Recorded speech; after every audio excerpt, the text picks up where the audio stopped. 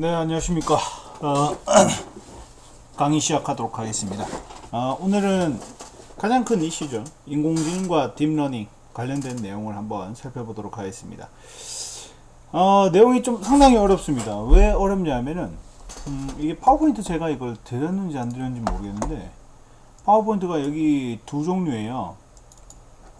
자세히 이건 안 할 거예요. 이거는 보시면은 이게 사실 딥러닝하고 이게 다 수식이거든요. 수식하고 이런 거다 보니까 상당히 어렵습니다. 보시면은 보이시죠? 뭐 수학 나오고 뭐 이러죠. 그래서 요거는 따로 하진 않고 좀 간단한 부분만 살펴보도록 하겠습니다. 그래서 요건 안 하고 요것만 살펴보도록 할게요.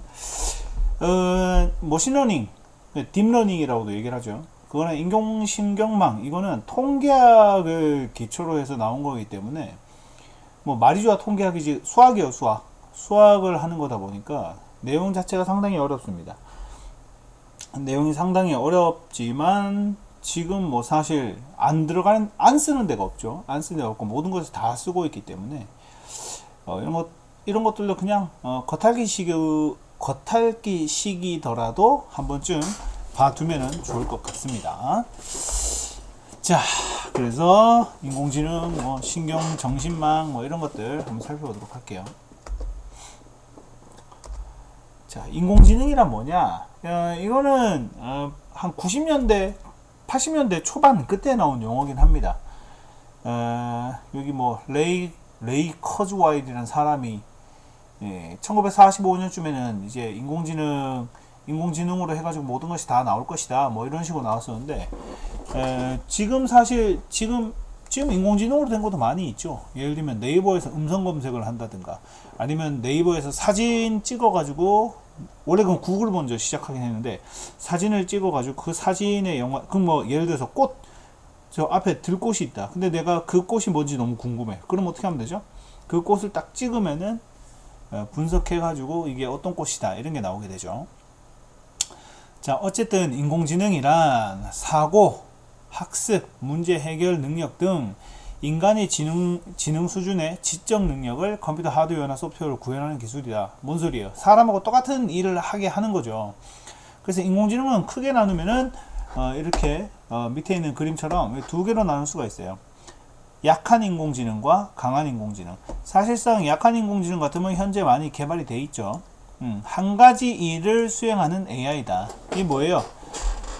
예를 들어서 우리 요즘에 시스템 에어컨들 보면은 이 사람 좀 추워하네? 그러면은 그쪽은 바람을 좀 적게 보내고 이 사람 좀 더워하네? 바람을 좀 세게 보내고 이런 것들도 있고 에어컨도 그렇고 뭐 로봇 청소기도 청소가 안 된 구역을 알아서 찾아가지고 하는 거. 그러니까 한 가지 분야를 잘 하는 거. 그게 이제 약한 인공지능이고 강한 인공지능을 또 두 개로 또 나눌 수가 있는데 여기서 이제 인간하고 비슷하게 하는 거 그리고 인간을 뛰어넘는 AI 이런 식으로 돼 있죠. 사실상 개발은 돼 있어요. 개발은 돼 있긴 그러니까 모든 분야에서 다 개발돼 있다는 건 아니고 어느 정도의 강한 인공지능을 할 수 있는 장비라든지 이런 것들이 있긴 하지만 현실상 우리가 사용하기가 좀 어려운 게 좀 많이 있죠. 자, 예를 들면 나중에 제가 나중에 또 하긴 할 텐데 예를 들어서 제가 지금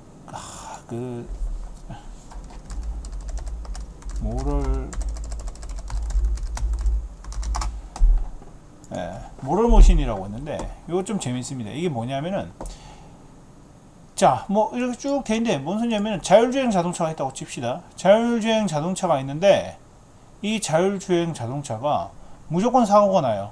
그랬을 때 둘 다 똑같네. 이거구나. 누구를 부딪히냐 이거예요. 이 사람은 정상적으로 주행을 하고 있는 사람들, 이 사람은 무단횡단하는 사람들, 누구를 선택해야 되죠? 어디로 사고가 나야 돼?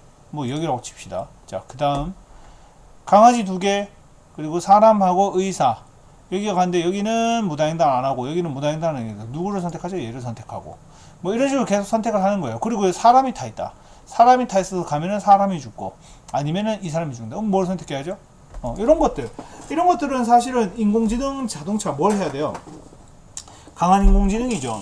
강한 인공지능인데 인간으로서 판단할 수 있는 거랑 기계가 판단하는 거 이걸 잘 구별을 해야 된다는 거죠. 방금 보이셨던 그 사이트 같으면은 실제로 사람들이 어떤 도덕적인 생각을 하고 있는지 그걸 이제 찾아가지고 나오는 건데 꼭 한번 해봐도 괜찮을 거예요. 자, 인공지능은 제일 처음에 나왔을 때 컴퓨터 과학, 사실은 인공지능 자체가 컴퓨터 과학 분야 중에 하나죠. 하나인데 최초로 나왔을 때는 이제 논리적인, 그러니까 컨셉만 나왔었어요. 컨셉만 이렇게 나온 상태에서 이걸 실제로 구현할 수 있을까? 라는 그런 생각을 했었는데 실제로 이제 구현이 되고 있죠. 그리고 인공지능 관련돼 가지고 튜링, 앨런 튜링, 제가 몇 번이나 소개했던 그 사람이죠. 완전 천재. 앨런 튜링이라는 사람이 튜링 테스트라고 있는데 기계도 생각할 수 있는가? 라는 그런 테스트를 통해 가지고 이거를 생각할 수 있다? 그러면 그게 인공지능의 개념적인 토대가 된 거죠. 인간과 동일한 생각을 하고 인간과 동일한 행동을 한다. 이건 정말 인공지능으로서 대단하구나 라고 하는 그런 뭐 논문도 있었고요. 네.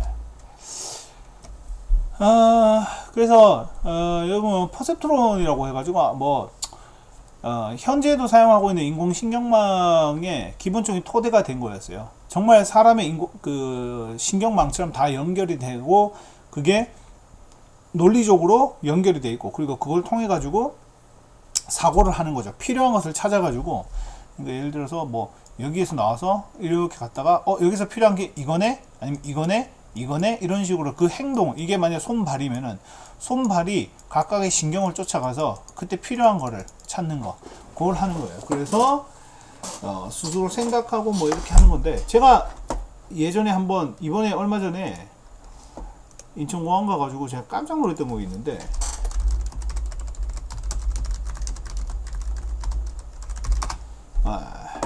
로봇 김밥? 로봇 김밥은 뭐야? 이거 말고 배달하는 로봇이 있더라고요. 배달 서비스. 인천공항 이거 말고 배민에서 하는 거였는데, 실제로 그 올해 여름에 봤는데 이거 던킨도 있고 다른 것도 있었던 것 같은데, 어쨌든 로봇으로 해가지고 배민 그 앱으로 내가 주문을 하잖아요. 그럼 내가 앉아 있는 그 자리에 얘가 이걸 가지고 와요. 가지고 와가지고 내가 먹을 수 있고 그렇게 하는 게 있는데, 좀 신기하더라고요. 어쨌든 그런 것들도 다 개발되고 있다. 그것도 다 인공지능이라고 볼 수 있겠죠. 앞에 장애물이 있으면 피하고, 그 사람이 있다 그럼 그 사람의 인식을 해서 물건을 내주고, 이런 것들이죠. 뭐 인공지능의 첫 번째 겨울, 첫 번째 어려움, 뭐 이런 어려움이 있었다, 그냥 보시면 될 것 같습니다. 두 번째 겨울도 있고 뭐 이런데, 이것도 그냥 보시면 될 것 같아요. 나중에는 이제 이게 정말 장난이 아니구나, 인공지능이라는 것 자체가 정말 개발되면 엄청나게 좋은 거고, 그게 세상을 바꾸게 되는 기술이구나 라고 나온 게 사실상 얼마 되지 않았어요. 특히 우리나라 같으면은 저때 빵 떴죠. 그 알파고, 여러분들은 기억하시는지 모르겠네요. 여러분은 아마 초등학생 때 있었던 일 같은데, 벌써 알파고라고 해가지고 걔가 사람이랑 바둑을 둬가지고 뭐 완전히 인간이 완전 져버리는 뭐 그런 사건이라고 해야 되나, 그런 기술인데, 그게 딥러닝의 가장 기초가 되는 거죠. 계속 공부를 한 거예요. 자기 스스로 내가 나하고 바둑을 둬가지고 점점 실력을 올리는 게 그 딥러닝인데, 어쨌든 여기서 이제 뭐 12년에 고양이 얼굴을 인식하는 것도 만들게 되고, 그리고 이미지 찾는 것도 이렇게 되고, 근데 가장 큰 사건은 바로 이거죠. 알파고 사건을 통해서 딥마인드라는 회사가 있었어요. 딥마인드라는 회사가 알파고를 만들어 가지고 구글에 인수가 됐는데, 어쨌든 여기서 이제 이게 정말 인공지능이 장난이 아니구나 라는 게 나오게 됐죠. 예를 들어서 여러분들이 경험할 수 있는 거는 저런 거예요. 뭐 물론 요즘에 이런 게임을 잘 안 하긴 하겠지만, 테트리스 딥러닝이 있어요. 이게 뭐냐면은 테트리스 게임을 짤 때 하나만 얘기를 하는 거예요. 뭘 얘기하느냐, 자, 요렇게 한 줄을 만들었을 때 게임이 한 줄이 없어져 가지고 게임을 계속 유지할 수 있다, 이 명령을 하나만 알려준 거예요. 예. 이해되시죠? 예. 뭐지 이게? 뭐 연락을 해서 뭐 하는 거야 이거? 과제인가? 그래서 얘가 계속 공부를 하는 거예요. 스스로 계속 공부를 하고 딥러닝을 하는 거예요. 그러면은 계속 데이터가 쌓이겠죠, 그죠? 데이터가 쌓이고 이러면은 결국에 어떻게 되냐? 예, 안 죽어요 게임. 예. 그죠? 안 죽죠. 여기 보시면 쭉 넘어가죠. 그러니까 이런 식으로 딥마인드 게임 정말 많습니다. 이런 식으로 해가지고 이거 뭐 요걸 해가지고 깨는 뭐 알고리즘을 줬다. 그러면은 얘가 서서히 이렇게 해가지고 완전히 게임을 완전히 잘하게 되는 거, 이런 것들을 얘기를 해요. 이런 게 다 알고리즘이 아니고 이런 게 다 딥러닝의 AI라고 생각하시면 됩니다. 그러다 보니까 상당히 이제 계속 기술이 계속 발전하고 있겠죠. 있죠. 지금도 사실은 많은 곳에서 사용하고 있고. 그리고요, 보시면은 사실 이미지 분석, 인공지능이 이미지 분석, 그리고 의료 영상 분석 및 인식 분야에 많이 하는데, 예를 들어서 이제 얼굴을 인식하고 온도를 측정하는 기계, 이건 요즘 많이 봤죠. 코로나에서 뭐 이렇게 하는 거. 그리고 흉부 엑스레이 사진을 분석해 가지고 페이지란을 97% 정확도로 검출한다. 이거 사람이 요즘 안 봅니다. 기계가 엑스레이를 찍어요. 그러면은 얘가 판단을 해 가지고 이쪽에 병이 있다, 이거를 인식하는 건데, 이거 우리나라에서도 이 기술은 있는데 만들 수가 없어요. 왜 그러냐면은 폐질환 환자의 엑스레이 사진을 유출을 하면 안 돼요. 병원에서 유출하면 안 되고, 그건 그 병원에서 보관을 해야 돼요. 그러다 보니까 이런 기능을 가지고 있는 회사는 뭐가 필요합니까? 폐질환에 걸린 사람의 데이터가 필요하죠. 그 데이터를 기반으로 인공지능을 해야 되는데, 미국이나 독일 같으면은 우리나라로 치면 의료보험공단, 외국은 없긴 하지만 그런 곳에서 엑스레이 사진을 다 제공을 해줘요. 그럼 그 회사는 어때요? 미국 사람이 한 5%만 폐 사진을 찍는다고 하더라도 그게 얼마나 상당히 많습니까? 그럼 그런 폐 사진들을 다 모아가지고 요런 경우에 폐질환이 있다, 뭐 여기에 있을 때 폐질환이 있다, 그런 데이터가 쌓이겠죠. 그럼 그게 이제 딥러닝을 통해 가지고 인공지능으로 발달하는 기술인데, 이거 우리나라도 뭐 이걸 풀어야 된다 말아야 된다 뭐 이런 얘기가 있는데, 근데 생각해 보면은 또 하나 더 있죠. 내가 내 폐 사진을 제공을 했을 때 나한테 오는 이득은 뭐냐라는 거예요. 이득 뭐가 있어요? 없죠. 뭐 돈을 준다든가, 뭐 폐 사진을 나중에 공짜로 찍는다, 그게 없죠. 그래서 그거에 대한 또 뭐 얘기가 또 왔다 갔다 하긴 하는데, 어쨌든 이런 식으로 되고 있다라는 겁니다. 자, 그리고 이것도 참 재밌는 기술인데, 버클리에서 만든 건데, 사이클 젠이라고 해가지고 원래 이미지를 그 사람이 원하는 대로 바꿔주는 거예요. 그래서 여기 나와있죠. 모네 그림을 사진으로 바꿔주세요 라고 했을 때 보시면 사진처럼, 물론 뭐 100%는 아니지만 사진처럼 바뀌고, 그리고 얼룩말을 말로 그냥 바꾼다든가, 여름을 겨울로 이런 식으로 하는 기술이 막 생기고 있는 거예요. 근데 이것도 사실상 무섭죠, 그죠? 사진을 모네 그림으로 이렇게 바꾸는 거, 이런 경우도 있었어요. 그러니까 상당히 많은 기술이 바뀌었죠. 그리고 또 어떤 일이 있었냐, 이거 제가 잠시 정지를 하고 찾은 다음에 또 보여드리도록 할게요. 네, 찾았네요. 이거 스페이스, 이게 진짜 얼마 전에 있었던 일이에요. 스페이스 오페라 극장이라는 그림인데, 이거 보세요. 미술전에서 1등을 한 거예요. 이게 뭐냐면은 요거를 한 사람이 뭘 했냐면은 인공지능으로 정말 많은 그림을 쭉 뽑은 거예요. 그림 겁나 뽑은 다음에 그 중에 가장 잘 됐다고 생각하는 그림을 뽑아 가지고, 저기 있죠. 한 번도 붓질하지 않았다. 한 번도 안 한 상태에서 이걸 내 가지고 1등을 했어요. 여기죠, 1등. 근데 과연 이거는 1등 되냐, 이 사람이 아무도 안 했는데, 뭐 그런 식의 뭐 얘기를 한 거예요. 이런 것들도 다 처리가 되는 거죠. 사실 진짜 사실이 아니고 진짜 이제 두려운 세상이 왔다고 해야 되나요? 자, 딥페이크입니다. 딥페이크도 많이 보신 분들은 많이 있겠죠, 그죠? 원본의 이미지나 동영상 위에서 다른 영상을 중첩 하거나 결합해가지고 원본과 다르게 하는 건데, 이게 이제 가짜뉴스도 많고, 그리고 사실 밈으로도 엄청 많죠. 예를 들어서, 이거는 완전, 축구 좋아하는 친구들은 많이 봤을 텐데, 케인, 딥러닝이 아니죠. 딥페이크죠, 참. 케인으로 딥페이크 한 게, 이거 상당히 많아요. 예.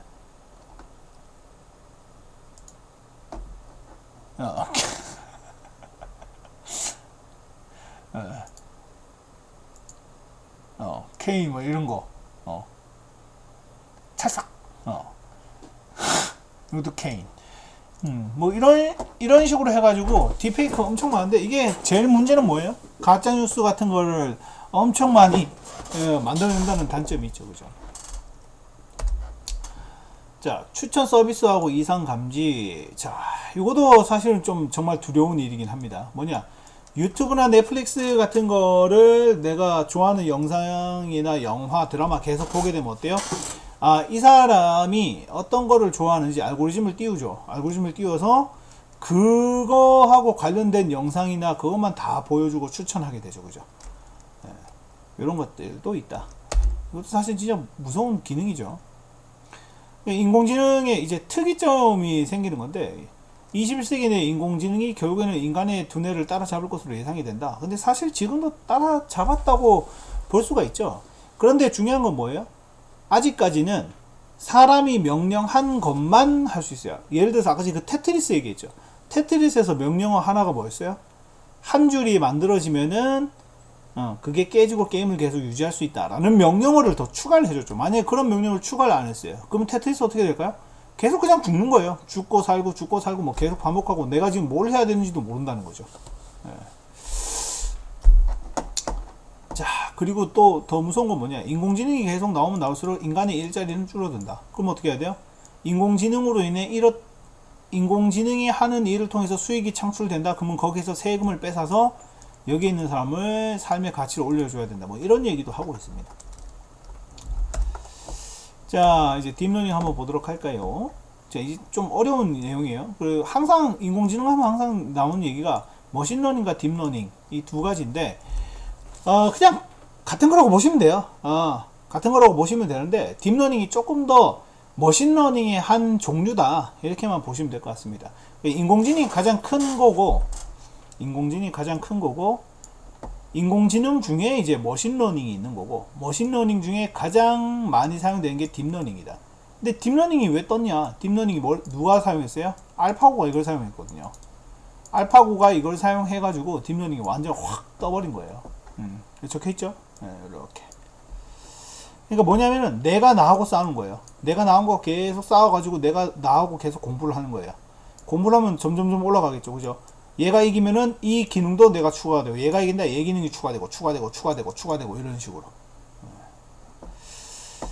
자, 머신러닝 정의된 걸 한번 보도록 하겠습니다. 머신러닝은 컴퓨터가 인간처럼 학습하고 행동하는 과학이다.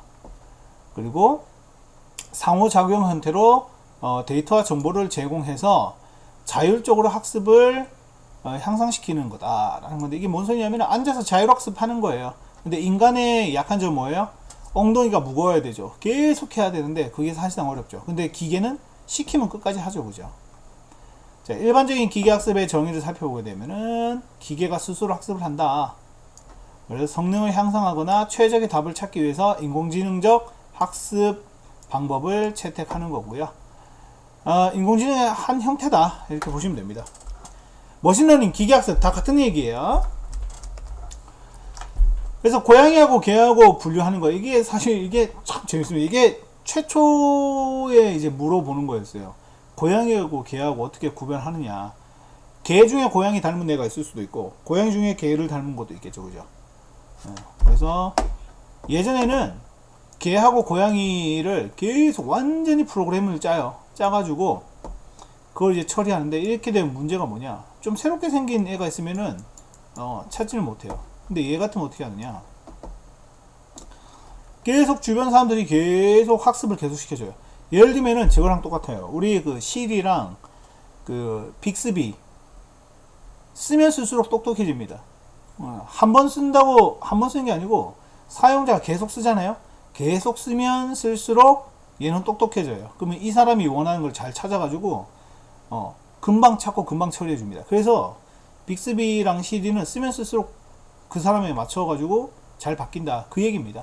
그래서 고양이하고 개 사진을 계속 학습을 시켜주는 거예요.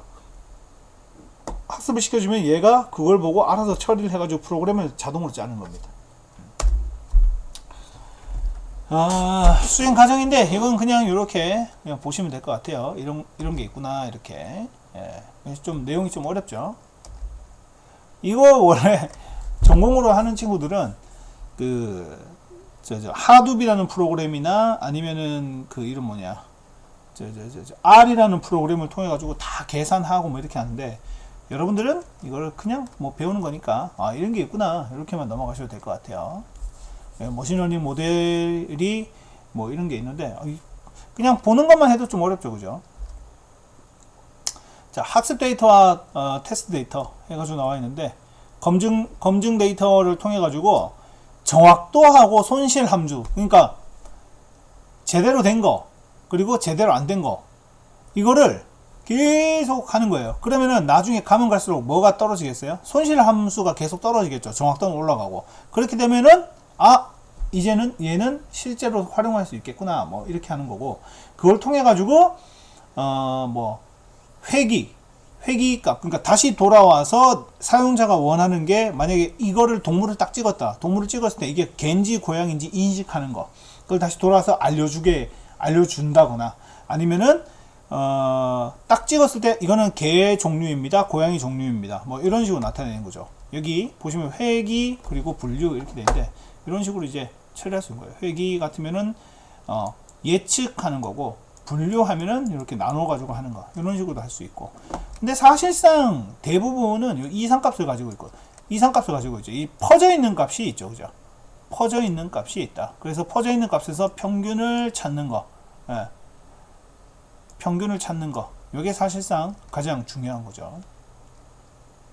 그래서 어쨌든 머신러닝 대상에는 이제 회기, 분류, 그리고 군집이 여기 있네요. 자, 군집 이런 게 있어요. 이제 몰려 요런 부분.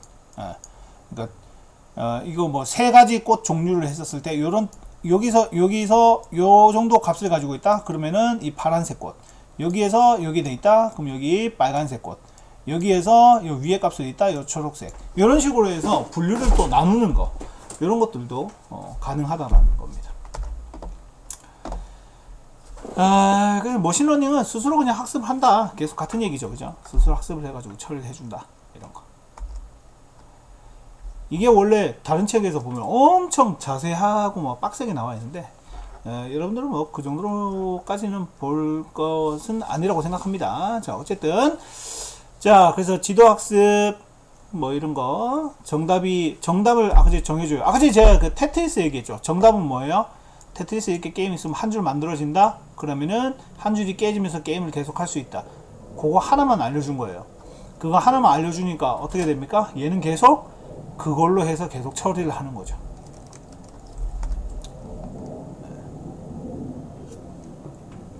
비지도 학습은 뭐냐면은 정답을 안 알려줘요.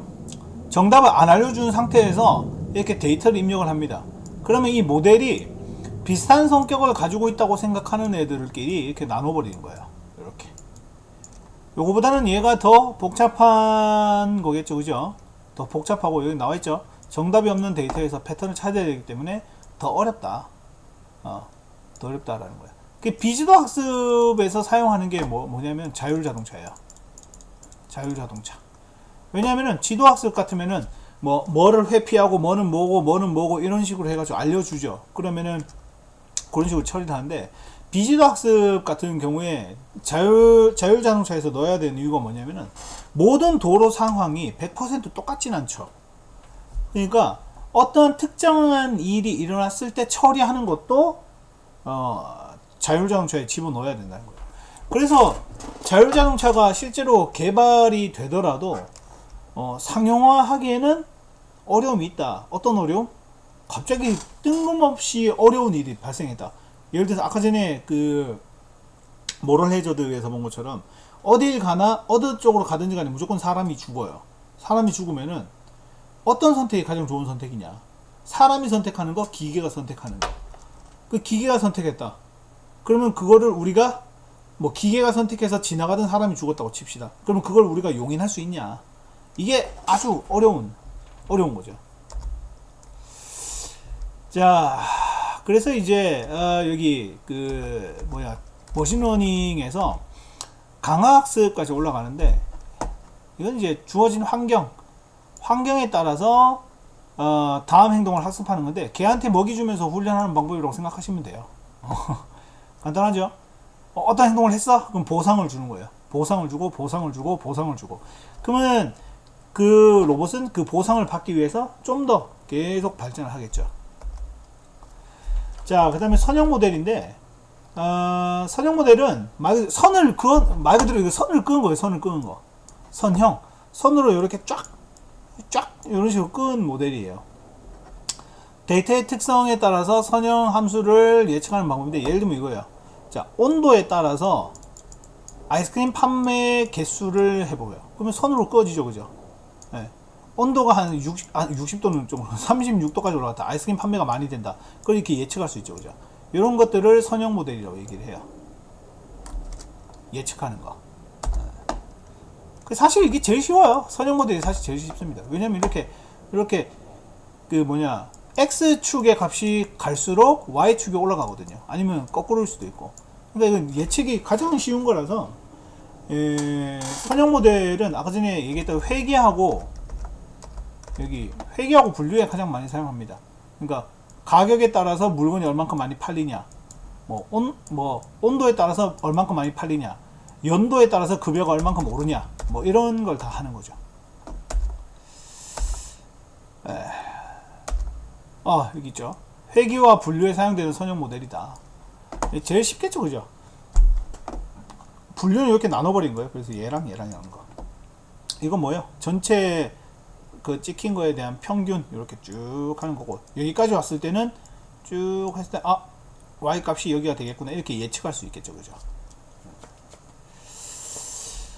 자, 그 다음에 KNN인데, 이것도 사실은 통계죠. 이거 뭐냐면은, 간단하게 말씀드리자면, 자, 여기에 들어있는 값을 예측을 합니다. 가장 가까이 있는 애들을 분석을 해요. 세모 2개가 있고 별이 있네. 그럼 얘는 먹을까요? 세모. 요런 거예요. 인접해 있는 애들을 분석을 해가지고 얘는 뭐다 이렇게 유추하는 건데, 여기도 적혀있지만 제일 간단해요. 아니, 여기 생겼다. 여기 생긴 뭐예요? 별 2개, 세모 하나니까 여기는 별이겠죠, 그죠? 그런 식으로 이제 처리할 수 있는 겁니다. 어렵지 않죠, 그죠? K는 알고리즘. 그래서 다수결로 정해지는 겁니다. 다수결. 그 다음에 K민즈예요. K민즈. 이 코리아는 아니고 그냥 K민즈예요. K민즈는 뭐냐? 이런 식으로 해가지고 여기 생겼다. 그러니까 구름을 만드는 거예요. 군집화를 해가지고 여기에 생겼을 때 얘를 뭘로 판단하냐라는 거예요. 이런 식으로 판단할 수도 있겠고, 이런 식으로 판단할 수도 있겠죠, 그죠? 이런 식으로 하는 거를 군집화라고 얘기를 합니다. 자, 이제 마지막으로 신경망 한번 보도록 하겠습니다. 이거 좀 내용이 어렵거든요. 이것도 그냥 후루룩 빨리빨리 넘어가도록 할게요. 인간은 여러분들 다 아시다시피 뉴런이라는 신경세포가 있죠, 그죠? 그래서 그 뉴런을 통해 가지고 전체가 다 연결되고 이렇게 쭉쭉쭉쭉 된다. 그래서 이 돌기를 통해 가지고 정기적 신호를 보내게 되면, 입력을 받으면은 쭉 해서 정기적 신호를 보내 가지고 뇌까지 전달되고 이런 거죠. 그래 가지고 우리 저런 것도 있었죠. 만약에 팔이나 다리나 이렇게 절단되신 분, 그러니까 사고로 인해서 잃으신 분들한테 정기적 신호로 줘 가지고 인공 팔이나 인공 다리를 연결했을 때 그게 인식한다든가 그런 거 볼 수 있는데, 그런 거라고 생각하시면 됩니다.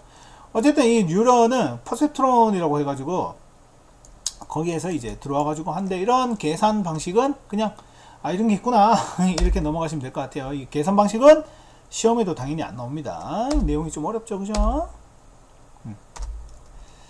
신경망 이해라고 되어 있는데, 저거예요. 팔이 있어요.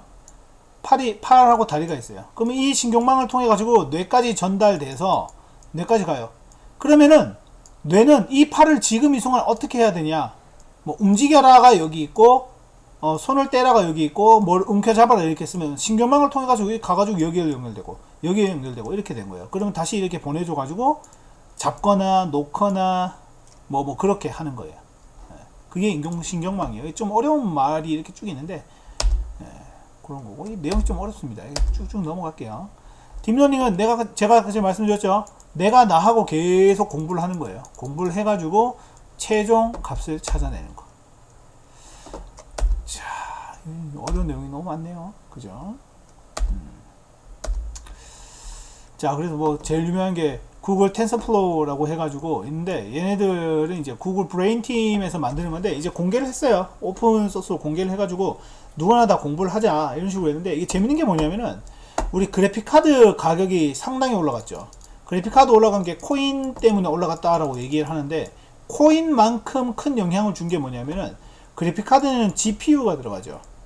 근데 머신러닝이나 이런 데는 GPU가 들어가요. 그래서 머신러닝이 말씀드렸지만 지금 그 알파고 이후로 확 올라갔다 그랬죠. 그죠?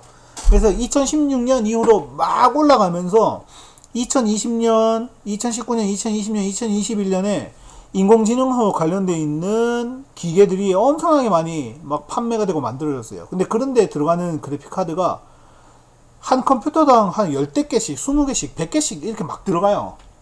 그러니까 그래픽 카드가 당연히 모자랄 수밖에 없겠죠. 그죠? 그러니까 코인 때문에도 그러긴 하지만 이것 때문에도 딥러닝하고 이런 것 때문에도 좀 문제가 있다 이렇게 생각하시면 될 것 같아요. 뭐 파토이치라고 해가지고 또 뭐 파이썬 기반의 어쩌고저쩌고 있는데 뭐 이런 게 있구나 이렇게 보시면 될 것 같아요. 자, 오늘 내용이 좀 상당히 어려웠죠. 그죠? 딥페이크 짤 이런 거 넘어가도록 하고 오늘 좀 내용이 좀 어려웠는데 그래도 제가 쉬운 부분만 좀 간단해서 여러분들도 좀 잘 이해를 했으면 좋겠어요. 자, 어쨌든 오늘은 여기까지 하면 될 것 같고 네, 또 다음 주에 또 뵙도록 하겠습니다. 수고 많으셨어요.